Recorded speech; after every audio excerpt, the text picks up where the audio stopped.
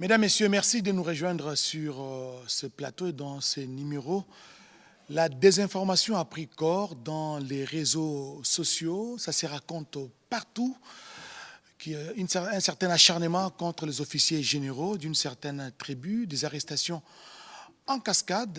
Et pour en parler, pour en savoir un peu plus, qu'est-ce qui se passe exactement, nous avons invité sur ce plateau le général-major Sylvain Ekenge, porte-parole des forces armées de la République. Mon général, bonsoir. Bonsoir, Oscar. Dites-nous, qu'est-ce qui se passe? Eh bien, Oscar, comme vous l'avez vous-même souligné, depuis un certain temps, il y a beaucoup de rumeurs, beaucoup de fake news, beaucoup d'informations et des commentaires dans les réseaux sociaux sur ce que vous avez épinglé, c'est-à-dire l'arrestation des officiers généraux, des officiers supérieurs d'une certaine communauté, d'un certain espace linguistique. Eh bien, j'étais avec le ministre Mouyaya dans ces plateaux, j'avais épinglé cette situation. Ce qui est vrai, c'est que, comme vous allez l'entendre tout à l'heure là, nous sommes des officiers et nous sommes astreints à la discipline et au respect des règlements et des lois. Mais pour répondre exactement à votre question, je préfère laisser le général Kifoua, le lieutenant-général Kifoua. Aujourd'hui, depuis hier d'ailleurs, il y a eu beaucoup d'informations autour de cette pseudo-interpellation. Alors, aujourd'hui, il a été voir le chef d'état-major général et à l'issue de cette visite, il a fait des déclarations. Et la meilleure façon de démentir toutes ces informations, c'est de le laisser parler. Je porte un démenti catégorique par rapport à certaines informations qui sont véhiculées dans les réseaux sociaux. Vous savez que les réseaux sociaux, ce sont des milliers dépourvus de frontières et de censure aussi. Alors, je suis étonné, je suis un homme libre, je suis venu saluer mon chef, je suis là. Alors, je demande avec véhémence que c'est faux et archi-faux. Tout ce qui est en train d'être véhiculé, soit disant que le général Jean-Claude Kifoua, Tango Tango, est aux arrêts, on m'associe dans un dossier que je ne connais même pas. Alors c'est pour vous dire, l'armée c'est une grande muette. Et on ne peut pas tomber dans des spéculations. Et tous ces gens mal intentionnés qui veulent semer le désordre, créer la division au sein de l'armée, je crois qu'ils n'ont pas de place dans notre corporation. Parce que l'armée, je suis dans l'armée d'abord à titre individuel. C'est pourquoi je me suis engagé dans l'armée, à titre individuel. Et la loi est impersonnelle. Si vous commettez une infraction, on vous poursuit, ce n'est pas la communauté qui est poursuivie. Je suis là, je suis venu, vous pouvez vérifier, vous allez me voir en train de quitter l'état-major. J'étais surpris. Est-ce que par hasard, vous n'avez pas les traces non, mais regardez-moi, je ne suis pas menotté. Voilà. Et la date est là, le 11 juillet 2025.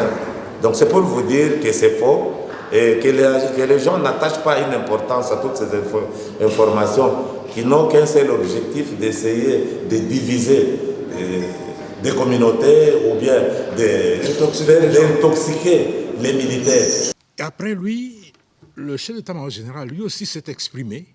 Il parle rarement, si ce n'est pendant les causeries morales, mais aujourd'hui, il a tenu à fixer l'opinion sur ces faits-là.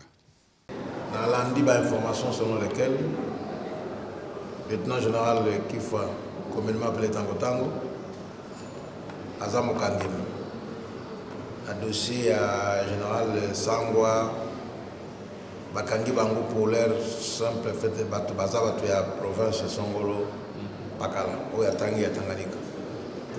Et curieusement, na bengi pour la vérifier, ce qui est Azam Okangem et solo, il y a Zoseka, la peine à Zokam, na Tuni. Est-ce que vous avez vu dans la zone d'état-major parce que j'étais un peu moi-même surpris. Je suis surpris. Il y a que non. Il y a aux autres ceux qui ont il est venu librement. Non. Il faut vraiment avoir un bâtiment état-major général. Batouba tika kokabola armée. Batouba tika kokabola la Congolais. Aux ans beba la social, ndima pour répondre yoko. Ceux qui ont des yo camarades ya mutaza kangemi na dossier somolo. Mutu beba ko interpeller ili ko bati que nous a condamné à kosamba. Si ma kosamba ceux qui mbeba oyo bazo reprocher za ya solo, ba ko kanga mais ceux qui za solo ba ko tikaye. Voilà, nous avons suivi les deux interventions. La première du lieutenant-général Kifwa Kambili Tango Tango, qui était supposé être arrêté et interpellé par les services, ce qui n'est pas le cas. Ce sont des déclarations mensongères et des rumeurs qui ont circulé dans les réseaux sociaux. Et vous avez suivi également le chef d'état-major général, le lieutenant-général Jules Banza Mouilamboué, qui a également démenti tout ce qui se raconte. L'objectif, vous l'avez suivi, c'est justement chercher à diviser l'armée qui constitue aujourd'hui un corps qui est en train de faire face à l'ennemi commun. Vous le savez, c'est l'AFC M23 qui est appuyé aujourd'hui par l'armée rwandaise. À moins que vous ayez un autre message, mon général. Oui, Oscar, je tiens à préciser que, comme l'a dit le général Kifwa et le chef d'état-major général, il y a beaucoup de déclarations mensongères, beaucoup de rumeurs infondées qui se passent dans l'espace numérique et surtout au sujet des interpellations des généraux. Et le général Kifwa l'a dit, chacun est entré individuellement comme volontaire dans l'armée. Et l'armée, c'est un monde organisé. L'armée a des lois, l'armée a des principes, l'armée a plusieurs règlements militaires. Et celui qui ne respecte pas ces règlements, en tout cas, il doit avoir des problèmes dans l'armée. Effectivement, s'il y a des interpellations, c'est que chacun, à titre individuel, a posé un acte contraire soit à la loi, soit à la discipline. Et en posant un acte contraire à la loi ou au règlement, le militaire le fait non seulement en âme et conscience, mais aussi, comme je l'ai souligné, à titre individuel.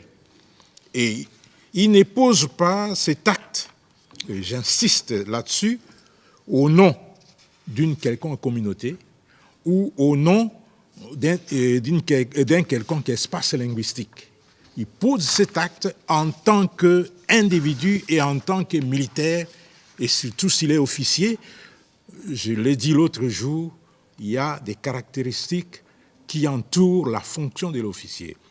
Il y a des valeurs qui entourent la fonction de l'officier. Et si vous ne respectez pas ces valeurs, vous ne respectez pas les qualités d'un officier, eh bien, la justice va s'occuper de vous. Et en cas d'interpellation, qu'est-ce qui advient?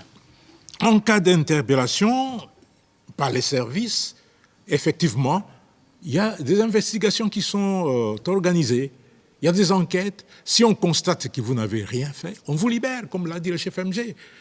Mais si on constate que les faits commis sont des faits graves, on vous met à la disposition de la justice militaire pour répondre des actes posés conformément à la loi.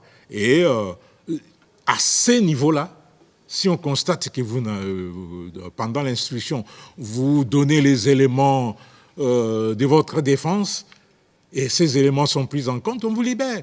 Et si les éléments ne sont pas pris en compte et qu'on confirme que vous êtes fautif, eh bien, vous subissez la rigueur de la loi. Et aujourd'hui, il y a beaucoup d'interférences, parce que je sais que l'armée a ses caractères apolitiques. L'armée est apolitique, il a plutôt un caractère national.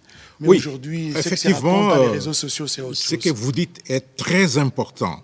Les forces armées de la République démocratique du Congo ont toujours insisté sur leur caractère national et apolitique. Alors, elles sont sans coloration politique, tribalo-ethnique, ou linguistique. Moi, je suis originaire de l'Équateur, mais chez moi, on ne me connaît même pas. On ne me connaît qu'en tant que porte-parole de l'armée, mais il y a beaucoup de gens qui ne connaissent pas que je suis de la Chuapa, je suis d'Ikela. Ça, ce n'est pas ça qui doit caractériser un officier citoyen militaire.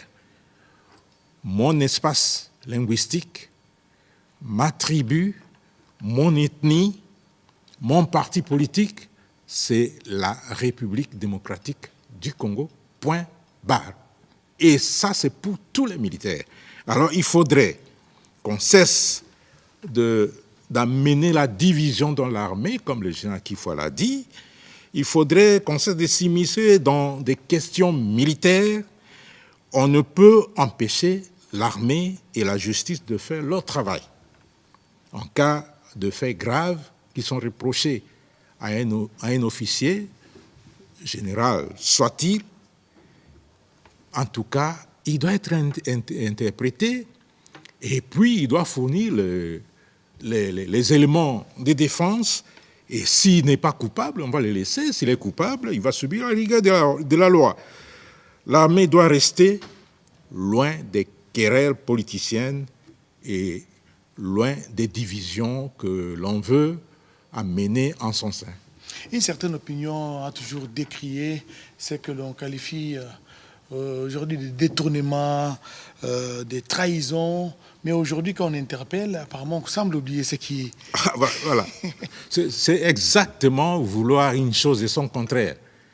On décrit, on dénonce la trahison, on dénonce l'infiltration, on dénonce le détournement au sein de l'armée, mais lorsqu'on met la main sur les responsables, et vous voyez, même les politiciens commencent à crier, alors qu'ils sont les premiers à dénoncer. Et puis on essaie d'injecter ce venin de la division au sein de l'armée. Donc l'armée, c'est une structure, c'est une organisation bien carrée. Quand il y a des problèmes et qu'on constate qu'il y a des problèmes, on va arrêter et on va déférer devant la justice les responsables des actes posés. Ça, c'est pas négociable au sein de l'armée puisque la discipline en dépend. Et la discipline, dit-on, c'est la mère des armées, c'est la reine des victoires. Donc, en définitive, il ne faut pas s'immiscer dans les dossiers qui concernent l'armée. Non. Nous, on ne s'immisce pas dans les dossiers politiques. Il ne faudrait pas que les politiques viennent s'immiscer dans le dossier de l'armée. L'unique politique qui s'immisce dans les dossiers de l'armée, c'est le commandant suprême. Et à part lui, c'est le ministre de la Défense nationale, le vice-premier ministre, le ministre de la Défense nationale. Et eux, ils représentent tous les gouvernements, tous les politiques pour parler de l'armée. Mais il n'est pas donné à n'importe qui de venir s'immiscer dans des questions militaires, puisque c'est très dangereux et très sensible, puisque l'armée, c'est le socle de la nation, et il ne faut pas venir perturber son organisation, perturber sa quiétude. Mon général, peut-être faudra laisser à la justice de faire son travail. Je rappelle que je recevais sur ce plateau le général-major Sylvain Ekenge, porte-parole des forces armées de la République démocratique du Congo. Nous vous disons sincèrement merci. C'est moi qui vous remercie. De cet éclairage et merci surtout à vous tous de nous avoir suivis.